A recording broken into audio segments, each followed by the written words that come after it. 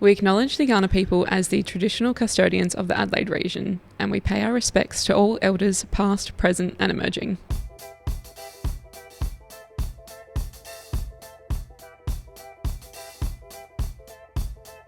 Welcome to Behind the Content podcast, hosted by myself, Lex. And me, Matt. Both experts in content creation with a combined 16 years experience. Join us as we bring you behind the scenes of our lives as business owners, deep diving into the rise of iPhone wedding content, aligning with your purpose, the wedding industry, and everything in between. You'll hear from industry experts, talented creators, as well as couples sharing their journeys and insights from their own weddings. Get comfy and let's grow together as we cover all things wedding content and more every week. Okay, episode 17. I know, we're here. We just chatted with Kristine from so talented. the Modern Brides BFF. So exciting. So that's who we're talking to in this episode today. Mads, what did you get out of this episode? Oh, I thought she was just so knowledgeable and just down to earth and like exactly like us, like just puts the couple first, and it just was like so refreshing to hear someone else talk about their journey and how they got here. And yeah. And I think too, really interesting to hear her take on certain things within the content industry and how she sees her own brand, and she's doing a bit of a rebrand as well. So by the time this comes out, it would have launched already, which is so exciting. You for saw her. it here first. Well, maybe not first. So there's just so many amazing takeaways to take from this episode that you're about to listen to. So listen close. Yeah, so good. And to hear her origin story too. Yeah, it's so cool. I don't want to give too much away. Yeah, I know. Yeah, new advice for content creators and her life lessons and things along the way. So like challenges, things that have, oh my gosh, been setbacks, and we've all had our setbacks, haven't we? And the similarities, I think, are really important to bring us together as well. Yeah, definitely. Yeah, so cool. So have a listen, and we hope you enjoy the episode as much as we enjoyed recording it. Thanks. See ya. Kristine, welcome to the podcast. We are so excited you're here. Thank you so much for joining us. Thanks so much for having me. We are so excited to have you. We are. We love talking to people that are not each other. Yeah. Yeah, we don't actually like each other. This is all, you know what they call the PR couple? Yeah. Yeah, that's us. Oh my God. We don't like each other. No, I actually saw that on TikTok last night. There's that Nick Jonas and Priyanka Chopra are a PR couple.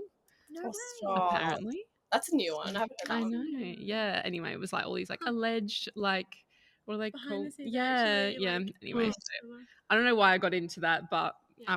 then I went into deep That dive. was my fault. I think I started that. Did you? Yeah. What, just now? No, I mean like last night. Oh, last night. Yeah. I Anyway. don't know. Doesn't matter. The So train. the ADHD train has left the building. So I blame technology, honestly. Our parents. shit. Anyway, let's get into it. Let's get stuck in. We are so keen. We just want to share with everyone, obviously, your journey and you to kind of tell everyone that's listening. Obviously, we have mainly creators that are on board that listen to our podcast, but couples as well. So you can kind of keep that in mind too. But yeah, we would love to kind of get your origin story to start with. You know, how did you get into wedding content to begin with? So my journey is a little bit chaotic, as everything else is. Which is like very suited for the wedding industry, actually. So to give you a little bit of background, so to give you guys a little bit of background, I actually have a Bachelor of Psychological Science and a Diploma of Arts as well. So I was actually studying that, decided I didn't want to be a psychologist, and I was like, that's not for me. Was working in insurance for about 4 or 5 years during this time as well. So I worked with like big companies like NRMA, Berkshire Hathaway, like a lot of big. Damn. Yeah. So I was really climbing that corporate ladder, as you can tell. One day there was like some family personal stuff happening, and I was like, absolutely not. I hate my life. We're not doing this. COVID happened, and I was like, nope, we're doing this. We're doing something else. I'm out.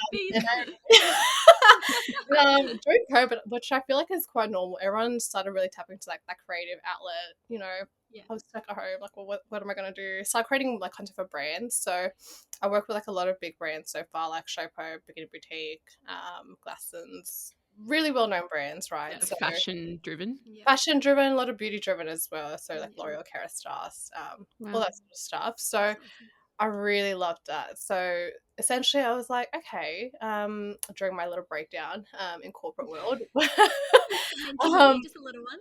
yeah, just a little one. I kind of went, okay, let's just quit. I actually quit on the Monday, and I was like, cool, I've got no job. Oh my god. Yeah, it was really bad. Like, I absolutely had no backup plan. I don't recommend this, but I had no backup plan. But during that time when I was actually towards the end of that corporate world, I guess so to speak, I actually interviewed for a beauty brand. Ironically, when this was all happening, I was like, oh, I didn't get it. Like, I haven't heard back from them for weeks. Like, you know what I mean? Literally 2 days after I quit my job just like that, I actually got a job in that job. So I fell into becoming the content creator for Australian Beauty. Beautiful team. I love them to bits. I actually was managing their TikTok channel, social content coordinator, influencer marketing, because that's essentially where I guess I kind of started. When you're working with brands, you're kind of like a quote unquote influencer or creator. So had a lot of ideas from there.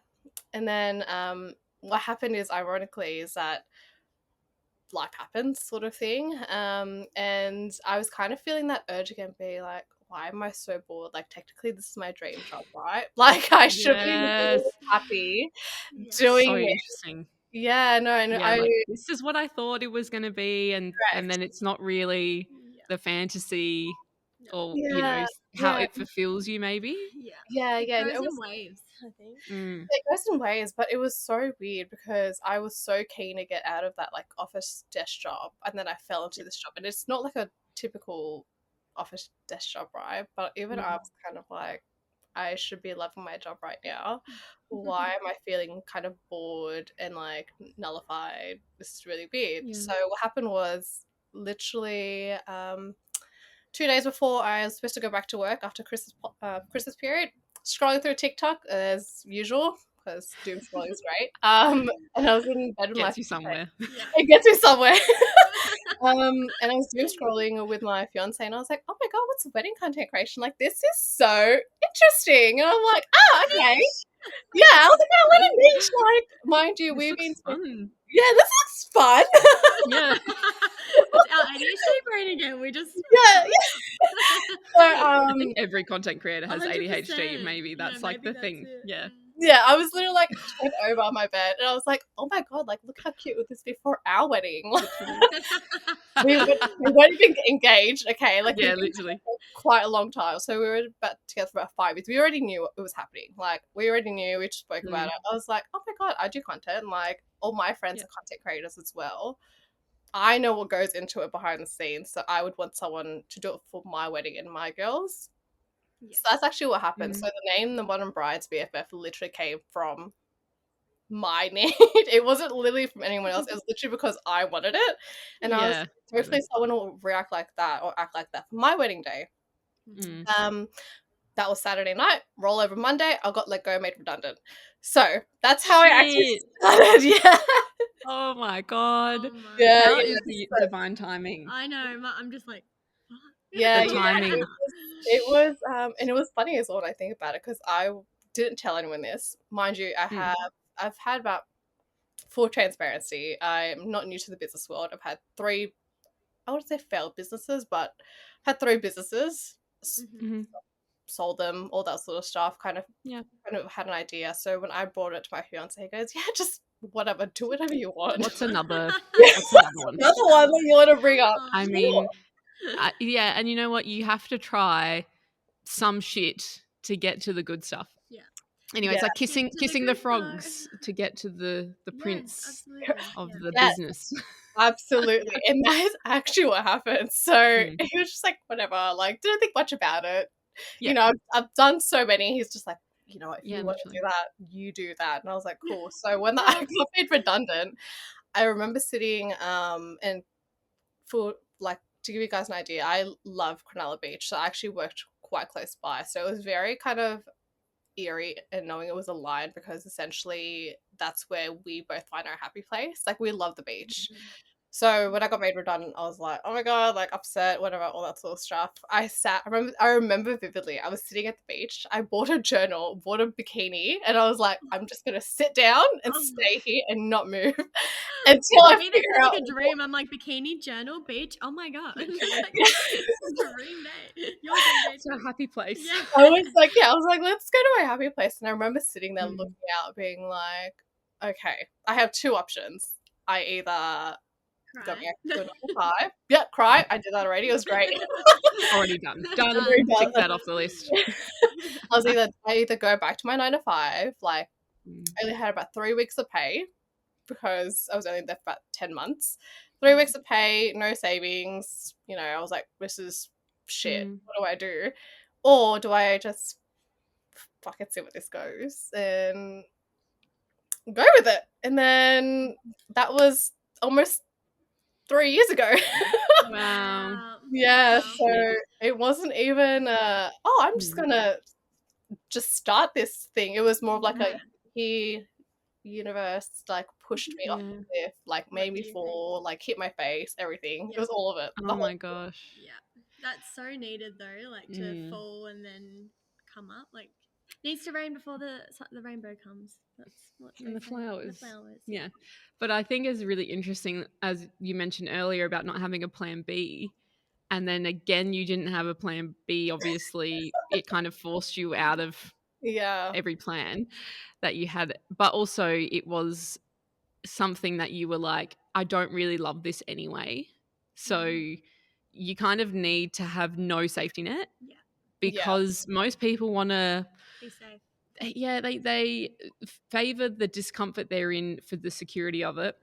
But you don't versus, grow. You can't grow from that. But versus the discomfort that comes with fear of the unknown. Yeah. So when you have a safety net, you've kind of, it's like those golden handcuffs, I think is what it's called, something like that, where you are safe and you've got income and all this stuff, but like you're kind of handcuffed because then you don't really go and push yourself to do those things that are scary because, you know, you've got the safety net. You need to work around it. But you had that opportunity twice to take the leap of faith. Like, that's so amazing. It was like the universe said, no, you're doing it. It was like, whatever you want this, babe, we'll give it to you. You're doing it. It was an interesting time to say the least. It was it was a very a lot of growth within such a short amount of time. So that actually happened within 10 months. I had like some family stuff happen as well, like personal matters, money matters. I feel like everyone goes through that in life. It was just a very interesting period, and when I look back at it now, I'm like, oh my God, thank God. Yeah, one. It was like that year. But I'm also kind of like, wow, like my resiliency now is so intense and so high now that I'm kind of grateful. I'm very grateful for it now. At the time, like I was like, you know, I hate myself, but I hate my life. It's okay. But this is shit. This is chaos. We've all been there. Yeah.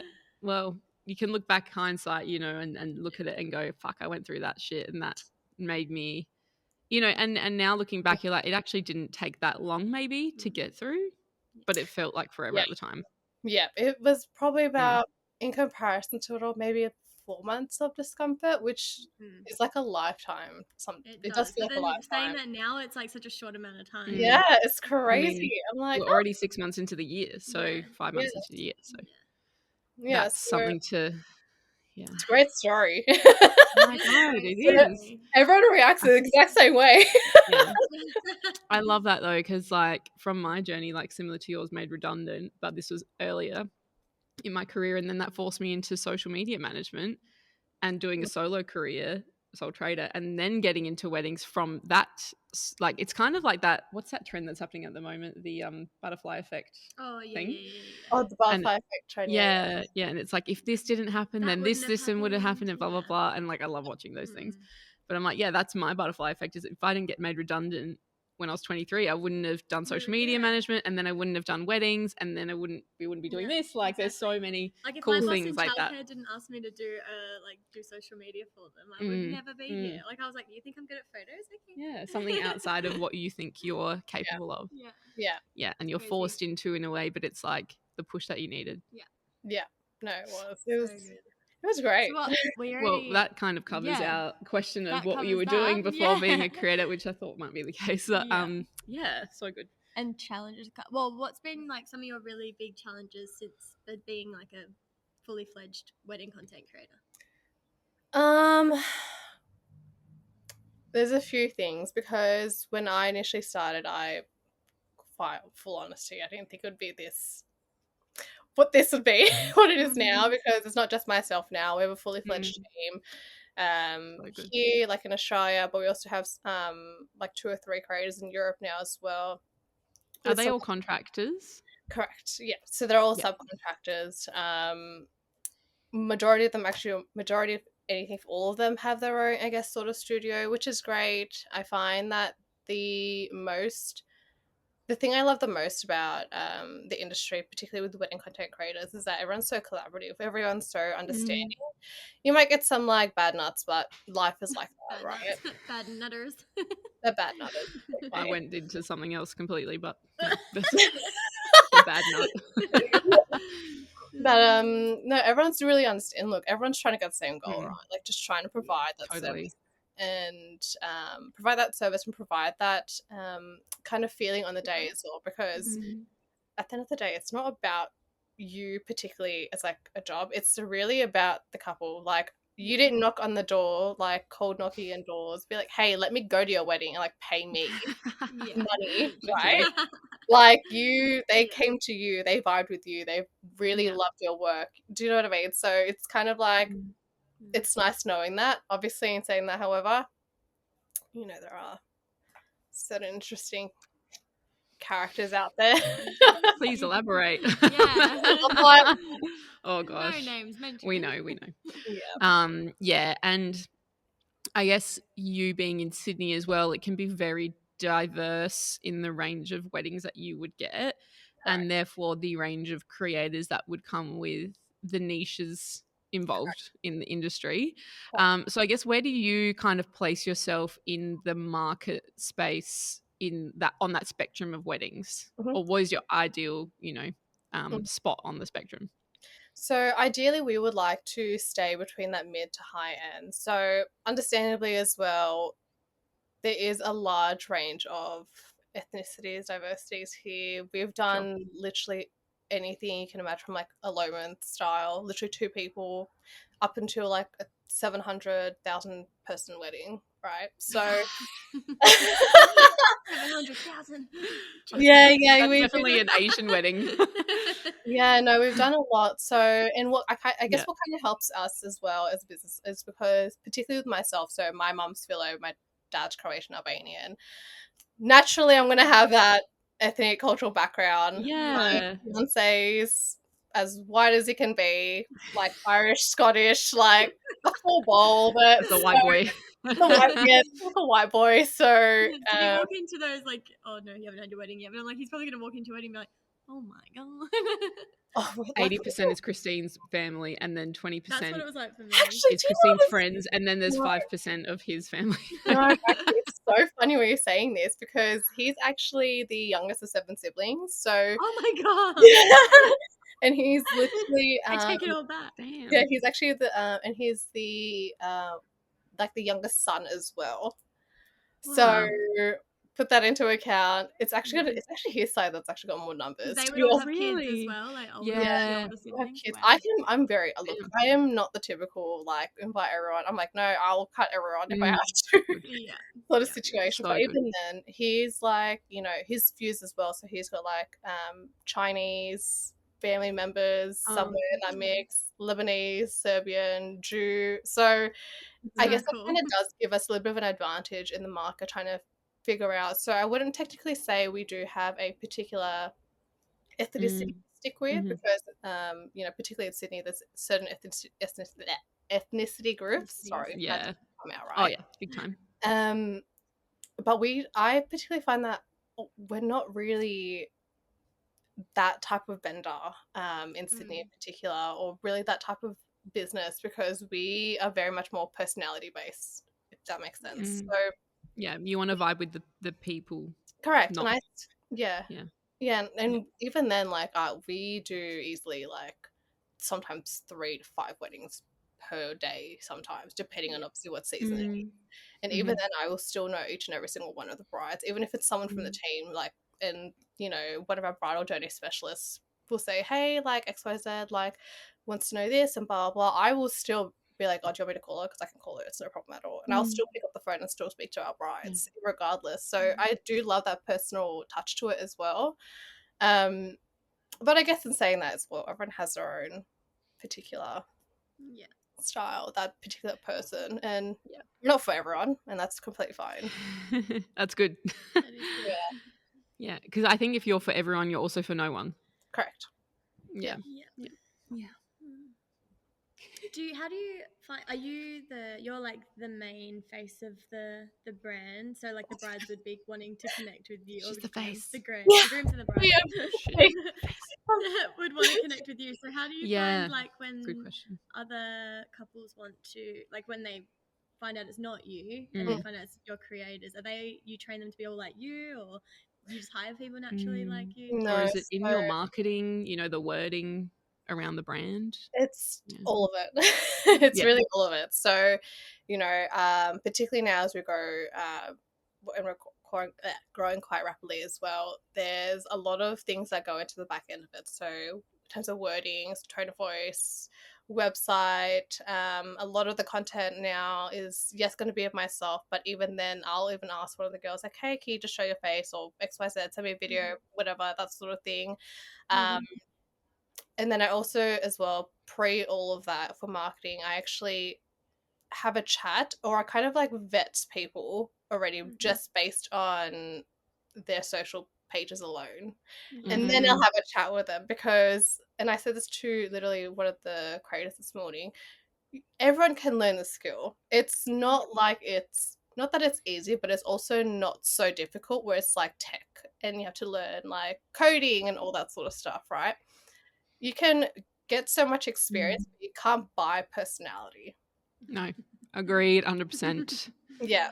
But also, I try and be the cool, calm, collected person. It's never worked, you know? I'm not mysterious. No, it's one of those things where I'm so adamant and being like, if I am not sure of this person, I'm not going to put them out. No. If it's not a hell yes, it's a no. Correct. Yeah. And also, I think to that point, I think there's a certain skill set that does come with personality, obviously, but maybe even being able, because like you said, you can teach the skill, but I find sometimes when I'm trying to teach a creator that's not getting it, I think there's an essence of, do they get it? Yeah. Like, do they understand wholeheartedly what we're trying to do here? And I think some people like might be good at content, but they don't add in maybe that extra flavor of the passion. I don't know. It's just you just can't put your finger on it, but something's missing. Yeah, no, that it's very much that as well, because and look, the industry is growing. It's not going to stop. Totally. Like, I've had so many people say to me, "Oh, it's just a trend," and I'm like, "Okay, well, you just bro." I feel like you just tell everyone. Yeah, I was like, you have to be like, it's a whole holistic. Yeah, your content creators have to be holistically good at everything. Like, you can't just be good at the content, or you can't just be good at the social side of things. Like, and it takes ages to learn all of that stuff. Like, the girls I've been training, soft skills, like, they're amazing, but not everyone naturally has the vision. So like, seeing that vision come and grow, I said it, like, from now on, I will only hire people that are content creators in future. Yeah, even with just some experience that you can obviously look at. Yeah, like, they're incredible now, but it took time. Oh, and it takes you a lot of time to train someone up. Like, oh yeah, 100. One of my creators now, she's been with me for 2 years, and like, a lot of people think she's actually me with the way I shoot content. And I'm like, no, actually, you'd be very surprised. Yeah, no, she's not me, but it's taken her 2 years to get here. Like, it does take a lot of dedication. A lot of dedication. They have to really love the job too. Like, it's not an easy day. Like, I have had people drop off. Like, they'll drop off if they're not. Yeah, no, I've had people drop off easily. So quickly. Yeah. And I feel like hiring as well, you know, you want to be able to invest in the person, which, you know, you can't control obviously if they come and go. Yeah. But I guess having that maybe early conversation or something where you can see where they're at in life. So are they also running their own side hustle or business as well, that this kind of complements that timing of doing content on weekends most of the time, versus maybe having a family. I found that, like, not to poo-poo on anyone that has kids, obviously, like, I'll be there one day, but I've found that the women that I've hired for content that have kids are just a little bit more hard to get like a firm yes from them, because their kids, obviously, especially with babies, and you always have to have a backup plan for those situations. Like I love them, and I've had like amazing creators, and they're so good at what they do, but sometimes there's just more of a risk involved. I put aside for situations like that, I always have a contingency backup, which means you've got to make sure you've got 2 creators ready. Unless you've got like a consistent always one that's gonna be like always 100%. I'm in every day. And I've had to come to the rescue a few times with the creators. They get sick and stuff like that anyway. And it's just, so it's really interesting hearing that from you, that you also hire based on personality. So that's really, really cool. And obviously looking at their content, because you can be like, oh yeah, like that's great. I actually had someone come to me, and she was very persistent, like with email, like, I want to work with you, blah, blah, blah. And I was like, yeah, cool. Do you have anything to show me? She's like, not really, but I'm traveling soon with my partner and this and that. I said, come back to me in 6 months. Like, go and get your content, actually learn, do the skill, like find out if you actually enjoy doing content. Because I think people also see the glamour of what content is, quote unquote, so not glamorous, but they see the end result and think, this looks like a fun job to have. 10% of the time it is. No, I'm joking. Yeah, no, it is rewarding, but you have to love it. And so if they don't love making content, then what you're gonna quickly come to realization that it's not good. And then she came back to me and sent me all this stuff, and we had a meeting. She was great, and now she's a creator. So cool. Just got to send them away. Now you just need to add on top of it like a 12-hour, 10-hour wedding day, everyone yelling, all that sort of stuff. Breaks you the easy stuff, on a back-to-back weekend as well. Yeah, exactly. So let's just add that on top of it as well. And that's what I find the most interesting is that I actually tell, like, I have a lot of people, like, I don't want to work with you. And I'm like, okay, how about this? I actually offer it, especially if they're in Sydney. I'm like, come with me 4 hours and then make a decision then. At the end, like, as well, skill set's always important, but then I'm like, come experience it first, because if you can come experience it and you think you can handle it, then let's talk. Yeah. And I've had that before too, but they're kind of like, keen, blah, blah. And I'm like, all right, go and shadow someone. Let me know how you go. And then some of, like, maybe 1 or 2 of them are like, actually, this just isn't going to work for my schedule, or it's just too hectic. I'm too demanding, not in the bad way, but just like, I need to know answers of when you're available in 3 months' time, because I'm having a call with the bride in 2 months or a month from now. Yeah. I kind of need your commitment, the commitment as well. On wedding days as well, I don't think people realize how much confidence you actually have to have. Like, you have to be a pretty confident person to be able to solve problems and jump in when needed, or step back and like know how to communicate. Talk to everyone. Yeah, totally. It's not just it's like being on your phone is an antisocial job. So most people are like, oh, it's gonna be antisocial. It's easy. Like, I don't have to talk to anyone. It's completely different. No, and it really is a collaborative job, because you've got to work with the other media team too, and then sometimes you have like the mum, like the bride's mum, like having a breakdown over something because like I don't know, like her hair fell out of place, or I don't know, something will happen, and it's a wedding day. Like, it's expected for you to be talking to people and not just sit at a table where you're just on your phone the entire time. I would actually be so annoyed if someone did that at my wedding, like working for me as a vendor and then just like not engage with anyone. Rude. Rude. What does your typical day look like for you in your business for a wedding day? And then you can do like a back end day, but mainly on a wedding day, what's your routine? Mainly on a wedding day. So on a wedding day, usually my bag's already packed. I actually cook, if possible, depending on, obviously, if it's Saturday or Sunday wedding. I'll try and actually pack my lunch. So this is actually something I've been trying to implement, particularly in my like day-to-day routine, because I found on the weekends I just binge eat very, very badly. Yes, drive through on the way home from the wedding.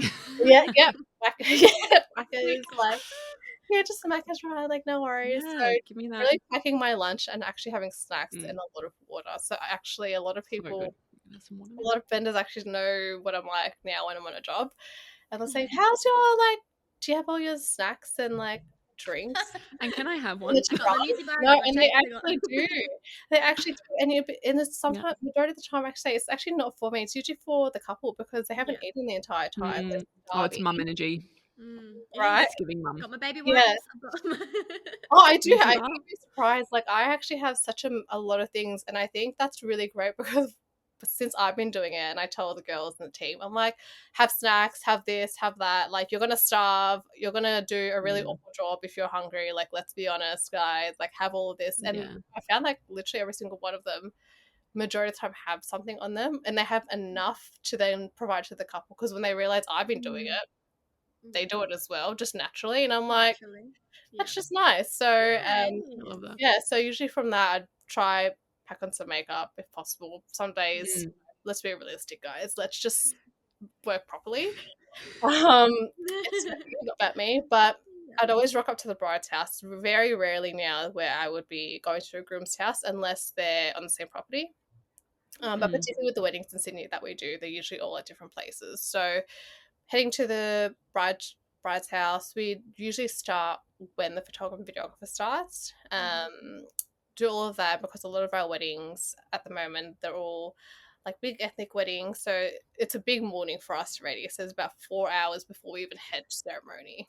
It's a big morning. What's going on? When you say rarely for the groom's house, do you mean like another creator will go to the groom's house and you'll just go to the bride, or we will just go to the bride's house? Like, which I find it's pretty rare to go to a groom. Unless they want the cars stuff, but then by the time the cars get there, you've already gone to the bride. I find that anyway, if you're like the one person doing the whole day. No, and I find that like the grooms don't. I love they don't care. They don't care. They're just like, oh yeah, we'll just like, whatever. No one needs to see you put your cufflinks on. Oh, I love that part. Oh well.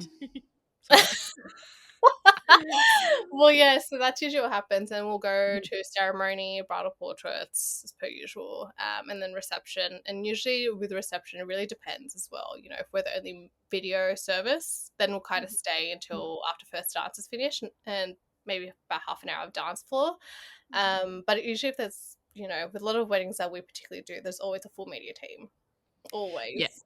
Yeah. How many? What's the most amount of people you've had in a media team, including yourself? Oh my god, I think we literally did it on the weekend.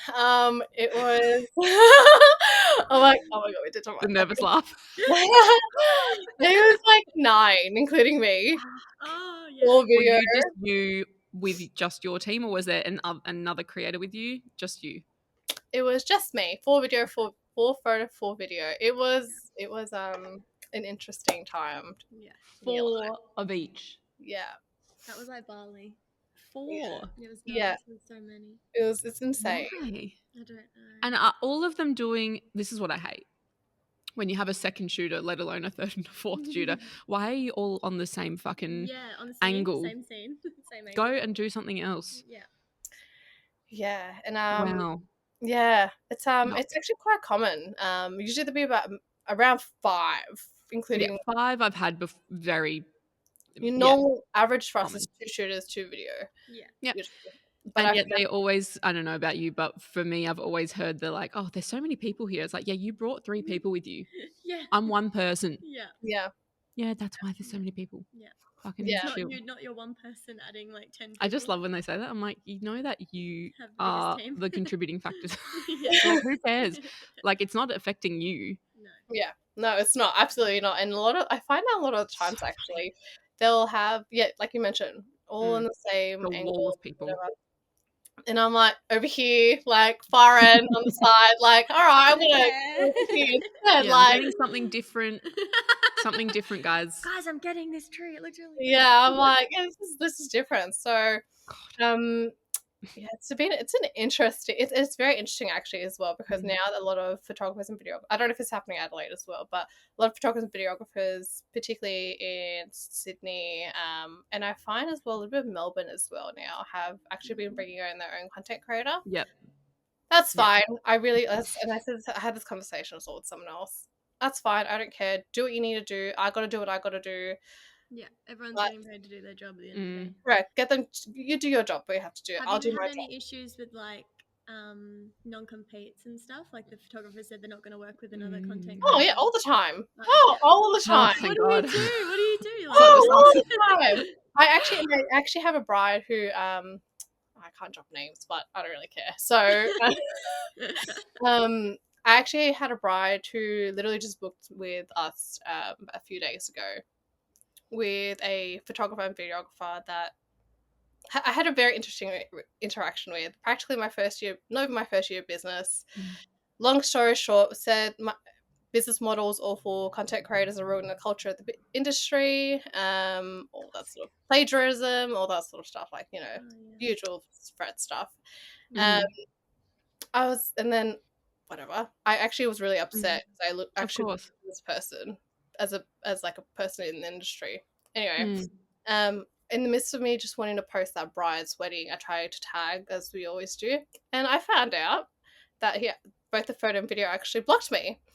That was 2 months after the wedding, and then I found out through the grapevine that those particular people were then offering the same thing of same day edits. Yeah. Oh my God. Yes. So, and then what I said and this is actually what I said to the bride, word for word. Why block? Are you that ashamed that you have to block? I don't get why they needed to block. Like, just be proud of what you're doing. What is wrong with people? Like, yeah, no, and that's why it's what I said to the bride. I said, look, if they're already offering that, fantastic, go for them. Don't go for me. What we do is very much give you. If the difference is that we'll give you all the raw in between footage. If you don't want the edits, if you don't care about the edits, like that we do, go with them. You do not need another service. However, if you're wanting all that in between raw files, double check with your videographer first that they're going to give that to you, and not say to you, correct. And then next thing you know, she was probably one of the fastest brides I've ever booked in my life. I was like, oh, all right, no worries. Run, don't walk. Yeah, run. She's like, and then she was like, oh yeah, that's actually what I want. And I went, well, and I find with that, like you said, the photo video teams offering content, like we've talked about this before, but like get clear on what that actually means. Yeah, the deliverables. Is it a separate person? And do they send you all the raw content? What's the time frame for that? Because like if you're not really getting a content creator to send you stuff within 3 days, like what's the point? I don't know. I just find it really interesting that they poo-pooed it and then add it to their services. Like you can't. That's like double dipping. Like it's such a hypocrisy thing. And I've had this experience before, similar to you, Kristine, with that here. And same thing with the contracts and stuff. And it's just very, I think, for a new creator, very confusing. Oh yeah, and it's very and disheartening, isn't it? Yeah, and it's very scary as well, intimidating. It is, yeah. And they do try to intimidate you. And I've actually been kicked off a wedding before, not on the day. It was months leading up to it. But I had to rework, and the poor bride was so upset because she really wanted us there on the day. And that person had threatened to like remove themselves from the wedding if we were going to be there. So she's obviously paying these other people a lot more money than we like paying us. So I said, okay, well, with your deposit that you've already paid, what can we do? Let's go to your bridal shower and let's do content for that. And she was really, really happy with that. And she was just happy with the experience, and she was not happy with her experience with them. But it's so common, and I think it can be avoided. Like, 100%. And it's very interesting, actually. Alex, you would know this as well. We're getting married. We have we're getting married. We have our own particular, like, obviously, naturally, we'd have our own people we want to go to, right? But in saying that as well, like, naturally, we want to see what's out there. Maybe you want to go. So particularly with my wedding, I've already planned it. You can tell in my head. I've decided that I don't particularly want to go with anyone that I directly work with. The reason why I'm doing that is because, one, to maintain the relationship professionally, but also personally as well.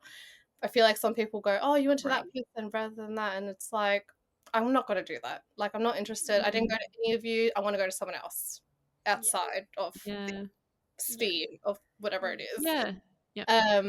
And I found even through searching outside of that sphere and within the sphere is that there's so much there's not enough transparency, there's not enough honesty. I don't know if it's coming down to skill set of how product description and product development is made through pitch decks and services and operations, but I find that within the wedding industry in particular is that everyone is fantastic at the creative stuff, awful with anything else.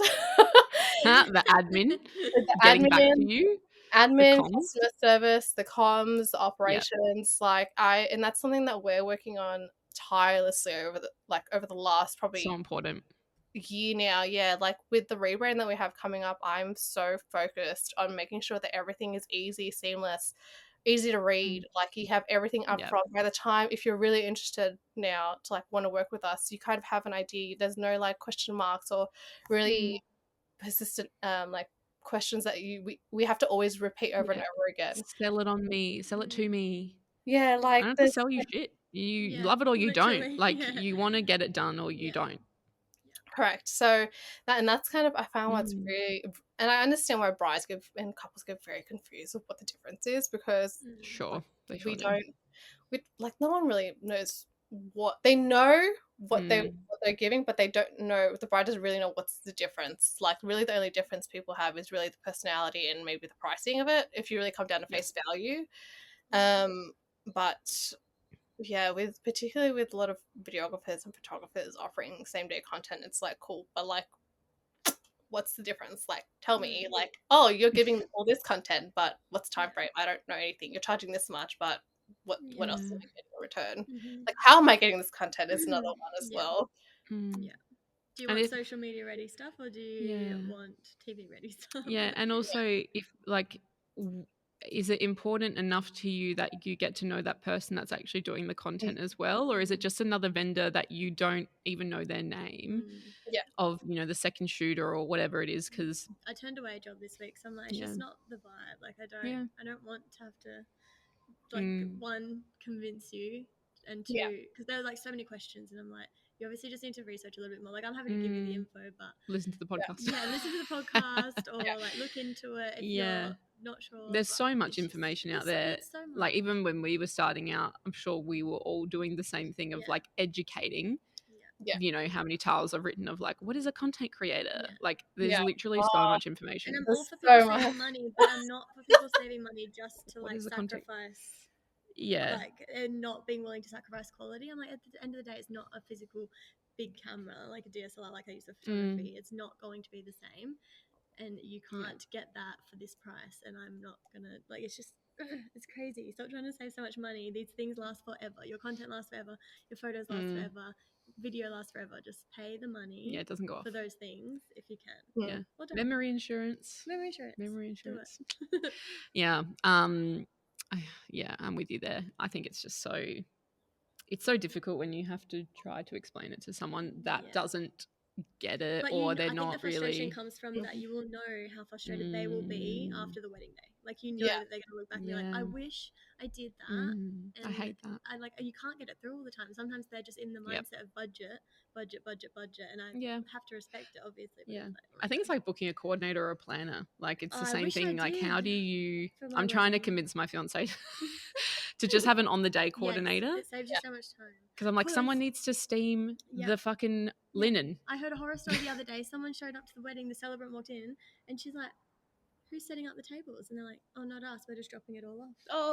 And she's like, is there someone setting it all up? They're like, not that we know of. And what about the venue coordinator? So not the celebrant. Everyone was setting it up. And the groom, she ran off to the groom and was like, just so you know, this is what's happening. You're going to have to like snap in action and come help us quickly before she shows up. Oh my god, that's nightmare fuel. Oh my god, get a plan or I'm gonna tell Joshua that. Guess what happened? No, but we've got a good venue coordinator, so she's on top. I already told her, I was like, this is where I want this, and this is where I want that, and the bomboniere, and that's where I want this. I can only imagine. I've drawn it out for her. I bet. Yeah. She's onto it anyway. But like you said, and I think that's really interesting that you mentioned hiring vendors for your own wedding that you don't know. I did the same thing. I booked a photographer that I've never worked with, but I love his work. Yeah. Yeah. So, and people were really surprised by that. They were like, oh, so you've never worked? I'm like, no, I don't want to see how the sausage is made.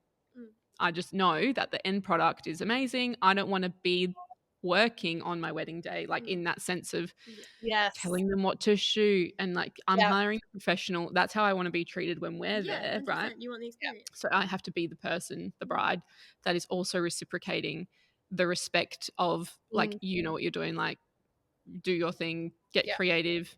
We're going to do some film photography. Like I was like, you just, whatever you feel is good. It's like Undercover Boss, but like the biggest version of it.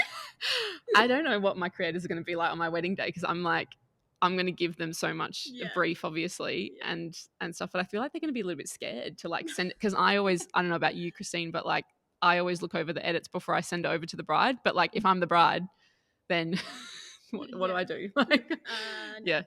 Yeah, like I'm watching it. I'm like, wow, and I'm like, wait. Do you do that? Take that frame out. Control? Yeah, every single time. Mm-hmm. Yeah, we have a studio 20 reels a weekend. You're watching on a Sunday or something. Yeah, and I have a studio experience manager as well if we need to do anything, like any comms that might need to be changed. Like, the business is it's on full steam. That's why I'm like, I mean. You've got a dedicated person for every department. I love that. Yeah, no, and that's why when you're like, oh, you're getting married to years, I'm like, yeah, trust me, I have. That's why. I have a reason why. And that's the reason why the QA is like one of the main points going to be after our launch is QA, quality assurance and training. Just for everyone involved, like, because I find with them, obviously, the more people that come in the industry, fantastic. But the more that you have to obviously make sure that you keep the quality that you have, and not to lose that line of light. Because, by the time, I'll say in about maybe even 2-3 years, there's going to be like thousands of content creators. Like, there's already thousands of photographers, thousands of videographers. Oh yeah. How are you as a business going to really, I guess, amp up and keep that, be known for what you are? Yeah, and stay relevant. Correct. Yeah. So totally. it's one of the big things. Yeah. No, I watch them all, and plus I actually enjoy it, particularly because I've spoken with these brides. Like, even if it's not me personally doing the content, like I'll still liaise with them. Like the office team, we still liaise with them day to day. Anything, like we still are kind of in part of that journey. So it's really nice just to watch it. And I'm like, oh my god, like it's like I'm literally the bride watching this. Yeah, I'm like, because you get excited with them for them as well. Yeah. And I'm like, they feel that. Yeah. It's No, genuine. I really, and I love it. Like, I'm like, do you need anything? I think I love it, but if you need any changes, let me know. And usually, like, inspo. Inspo myself. Yeah, I'll send you I'll just give you, or you need a supplier for this. I know like 5 people, go to them, and that kind of thing. You become like the concierge as well. When they send you their own inspo from your page, I'm like, oh my god, my inspo from my page. Yeah, I've actually had some brides send me inspo from your page. Oh, really? So yeah, I'm like, I know her. So good. Yeah. We would love to know what your favorite, if you have a favorite wedding experience or wedding in general. As a content creator, have you got one that kind of comes to mind, or a few? I know it's a bit hard to answer. I think the common theme that I love, to be honest, I love it. As cliche as it sounds, I love each wedding because it has its own little quirks and perks. But I find that the ones that I love the most is actually ironically enough, the bridesmaids, the bridal party itself, because they're the ones really hyping the bride up. They're the ones usually deciding, particularly on the day, whether the bride's going to be really, really nervous or really, really stressed out, or just really calm, because like we've seen it all. We've had like the bridesmaids that just kind of walk off and just go la-di-da-di-da. The bride's like, where are my bridal party? And I'm like, it's okay, I'm here, it's all good. Maid of honor. You're like the extra bridesmaid. Yeah, I'm like, it's okay, I'm here, don't worry about them, let them do what they have to do. I've had other bridesmaids be like, all right, everyone, don't touch her, we're doing this, like, which is fantastic for me, to be honest. Like, more content. It's like an easy day in the There's the mum of the group, the type A. Yep, and that's fine. I'm usually used to doing everything, because a lot of the times, as awful as it sounds, bridal parties, they don't know what to do. Usually it's their first time, or like they're just. I've had brides be so drunk in the morning, like, it is what it is, sort of thing. Here's the Ooh, bucket. it's 10 a.m. I'm already blitzed for my wedding day. Oh, you'd be so surprised. It is wild. Yeah. Oh, yeah. Wild. But Crazy. yeah, no, I find that a lot of the times it's usually the bridal party that I really love the most about the wedding. It's not really, and I'm sure like you guys have seen, we do a lot of big weddings, like really grand decor, beautiful weddings with maybe like 50 chandeliers or like a full-on floral outdoor summer Tuscan-esque wedding. Like, we've done it all, but I find particularly the ones that we enjoy the most are the ones with the bridesmaids and the bride just really enjoying themselves, no stress, just enjoying the day. Naturally, along. yeah, everyone gets along. Yes, like it's a big thing. It is, yeah, because a lot of them might not know each other, or they're from different areas of the bride's life. Yeah. Which I find is really interesting if you don't kind of do those bridal party, or not even events, but just catch-ups and bonding time, I think is really important pre-wedding, because it is going to impact. So if any brides are listening, just put some time into getting brunch, like once a month before the wedding. And that's like your little bridal brunch that you get to do, bridal party brunch. And it really pays off in the day. Like it really does. It does. Yeah, especially when a lot of the brides say, "I want to first look with my bridesmaids." Like you can tell who's uncomfortable, like react. Yeah, like the reaction. Someone's like, "Oh yeah, nice." Who's invested? Nice dress. Yeah. Oh my god, my friends are like, I'm not having a bridal party, but there's 3 of my mates that I'm gonna have there in the morning, and they are literally, one of them never cries. She's an Aries. She's a fuckwit. But I love it, and I feel like she's gonna cry, and it's gonna be like the first time I'll ever see her cry. Like, she hugs me once. We've been friends for 7 years. Wow, that's the best. But that's gonna be because we have such a good bond. I'm excited to see what her reaction is. But it's so good. That's a great answer. Such a good one. I didn't expect that, but that was great. What do you offer in your services? Yes, please get right explain to our listeners the difference. And this is coming out after your rebrand, so you can kind of explain how you're making it simple. Yeah. So I guess our point of difference particularly would be and I'm like not trying to my own horn, but I would say our communication is like pretty on point. I'm not gonna lie. Toot it. Really, the difference in our service is not particularly the deliverables that we provide, right? It's really the preempt experience before they actually have us on the date. That's kind of what we are known and what we're like a point of difference particularly as well. Making sure that everything's all transparent. We send out nurture emails for every bride that has booked with us. Everyone literally gets like 2 or 3 communication points or emails before we even book in their pre-created questionnaire, just checking in.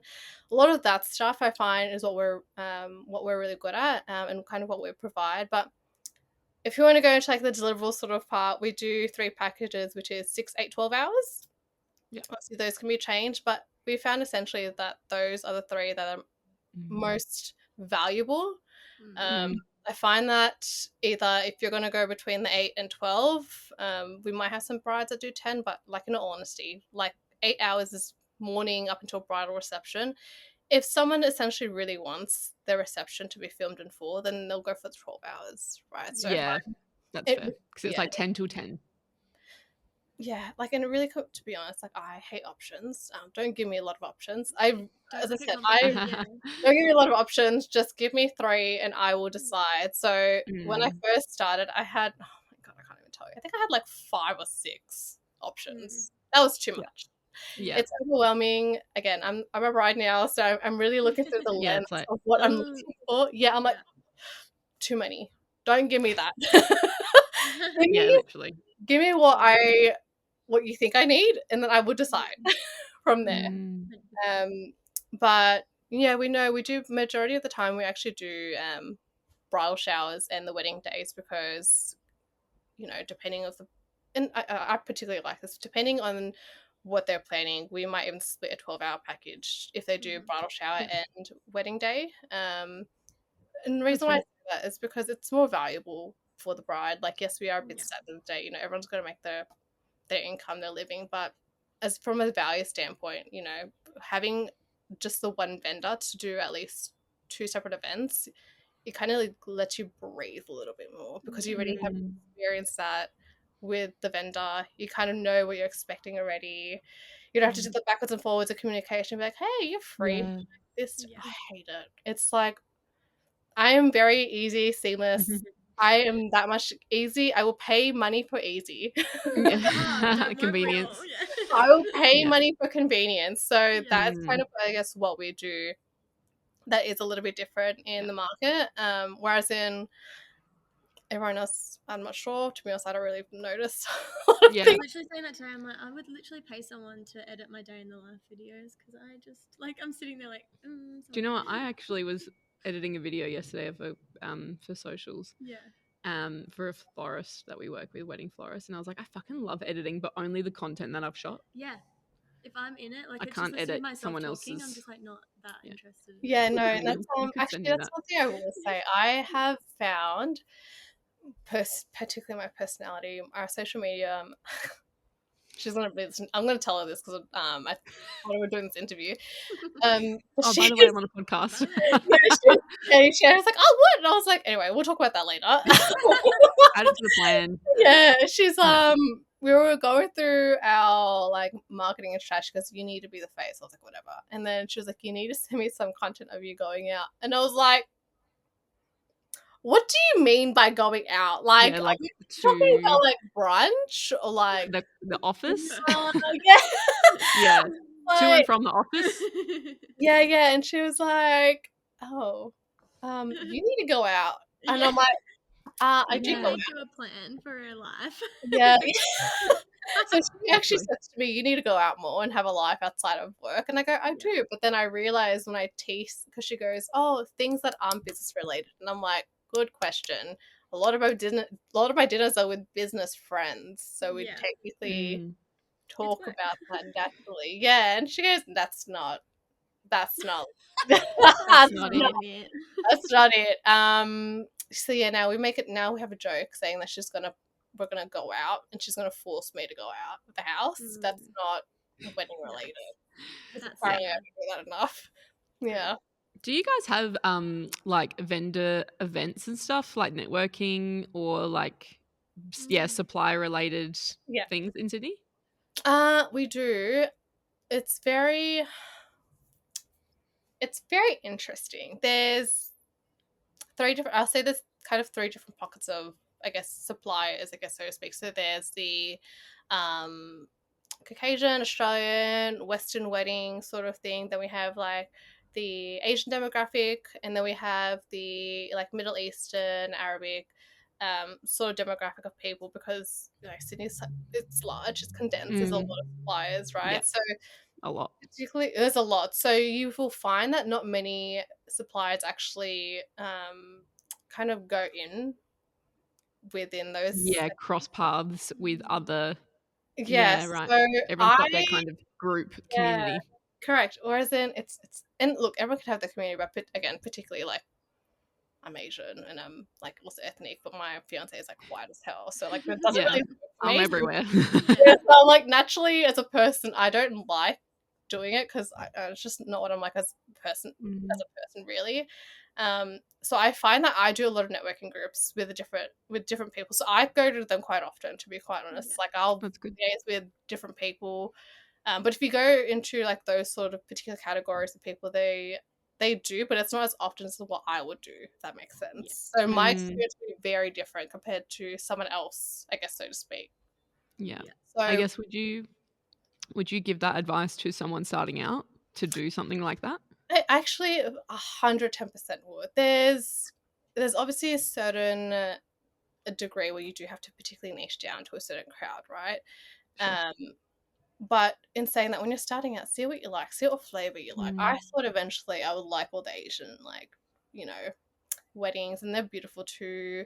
But then I also was like, oh my God, I love these Middle Eastern weddings. But now I've actually gone the total opposite way with the rebrand, which is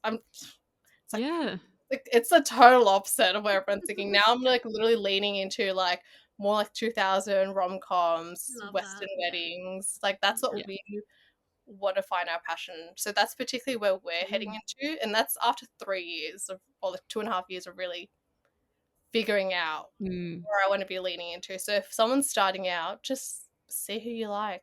Maybe you might like something out of your comfort level. And it's good. You like to be challenged. That's how you grow.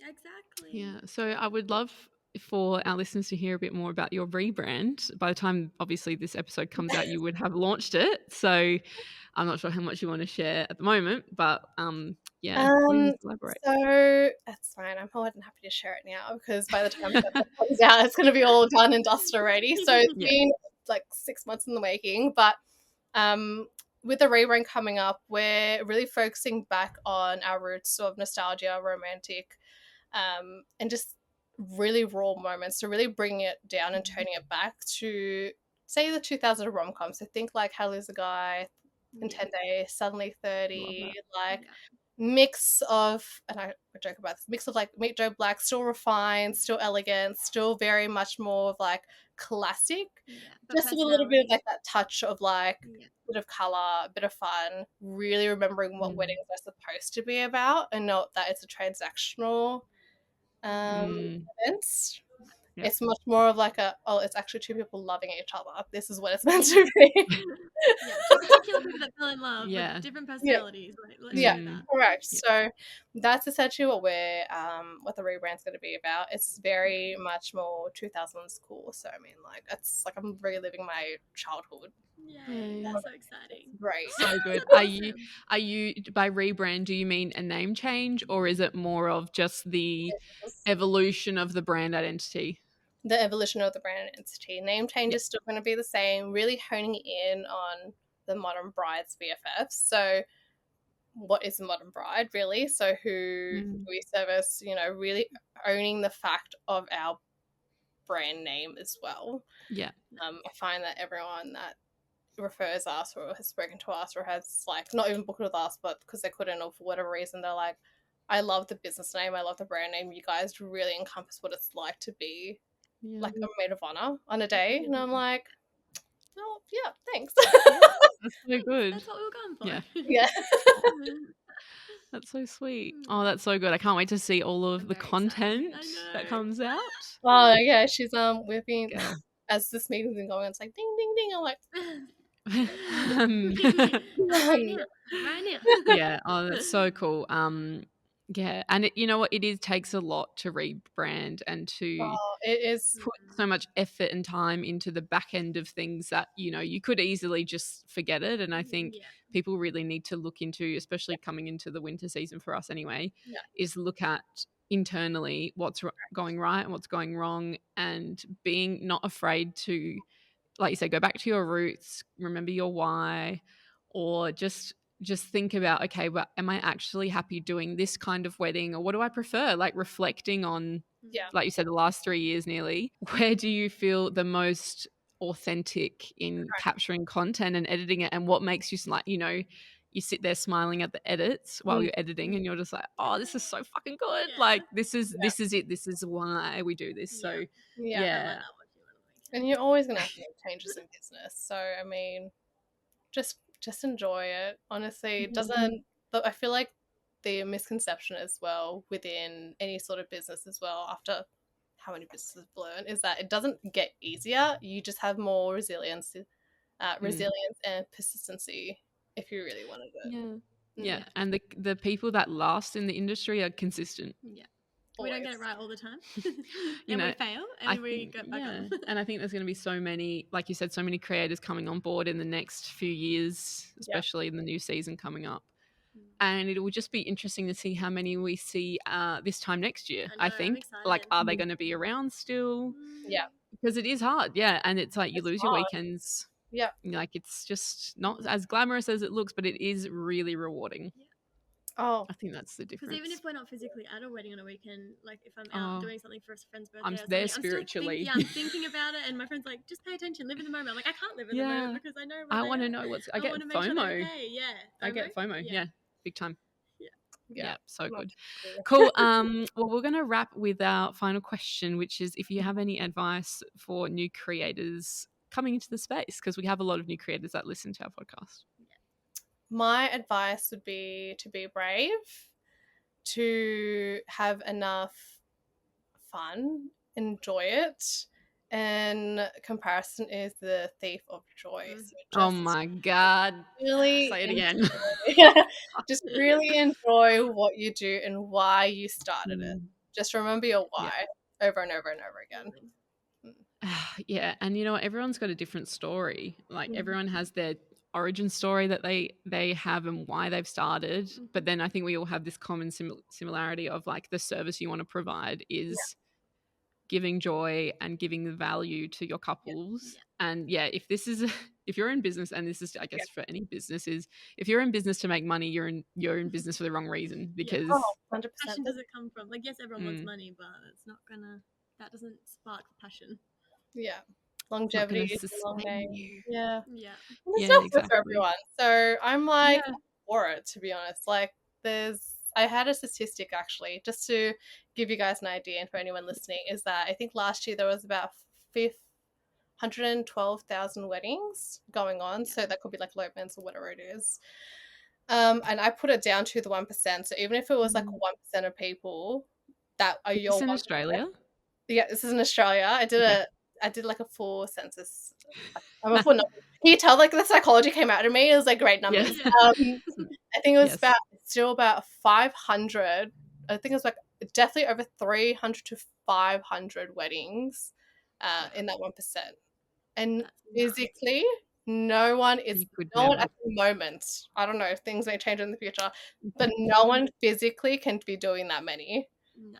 So there's so much work out there. That's crazy. That's that's inspiring for people listening. Yeah, and you know what? There's 52 weekends in a year. You know, if you want to take a weekend off, or you want to go away to Europe for a month and a bit, like, okay, that takes you down to 40 something weekends. And then maybe you don't want to work every weekend back to back, and then this and that, life comes up. So really you only need to sustain yourself like 30 something weddings a year. 30 jobs, right? That's not a lot. That's not a lot. If that, obviously you can make money off of if it's sustainable. If you're not charging $10. Work out your packages. Literally don't. That's like a whole nother segment, guys. Oh God. It's a whole we talk about pricing? Whole nother episode.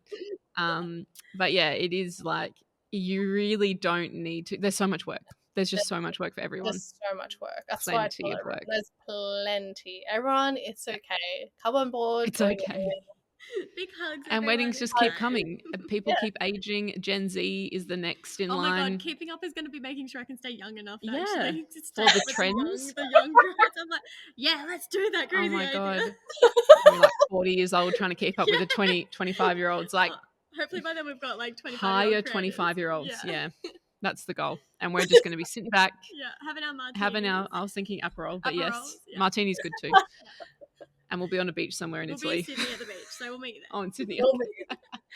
We'll come to Cronulla. So we're all going to Italy. Sorry, change of plan.